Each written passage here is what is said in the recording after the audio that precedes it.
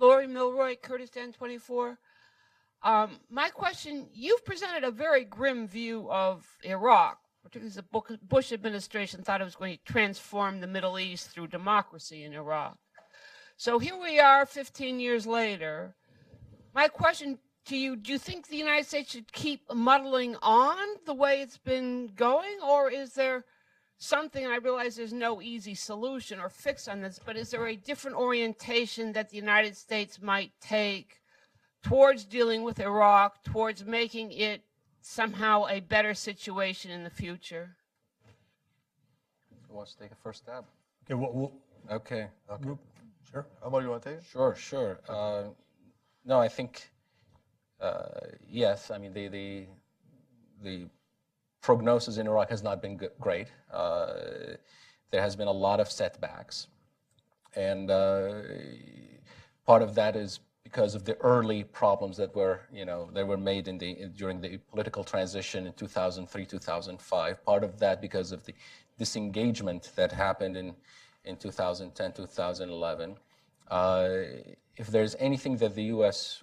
can do is to really to acknowledge the problems, not hope for small problems to go away on their own, but rather to address them head on.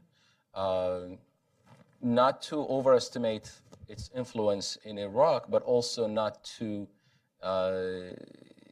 abandon Iraq to the notion that Iraq is lost to Iran. And that requires, I think, a doubling down on the diplomatic effort and on a number, I think, of initiatives that probably focus on things related to fighting corruption, increasing accountability, and improving governance. I think just to my 2 cents to that is that when you said you described Iraq, Lori, in you presented a grim view, I was feeling happy because this is the job that we're supposed to do. Because when it is grim, we have to say it is grim. We have to say it's a bad situation. Clearly, the U.S. government has to look at it the same way, and anybody who wants to find real solutions for Iraq has to look at it the same way. Because before the elections, there were some discussions and some arguments that sectarianism has disappeared in Iraq. I think the post-election environment tells us sectarianism is very strong and still entrenched in the country. So we should be honest with ourselves if we really want some good solutions. So maybe this is just my 2 cents to what Omar said, because I agree with what he said. Yeah. This is great. We become the counter-narrative panel. Yeah.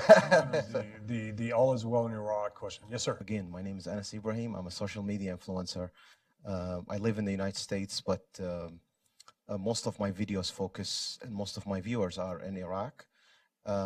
The Iraqi youth spend about 300 million hours of watch time on social media with me. I receive about 1,100 messages a day from them, so I'm interacting with them. Actually, Iraq is worse than what we listen to, because when we come here and we listen, we think Iraq is a functioning, real country with democracy, and it's not.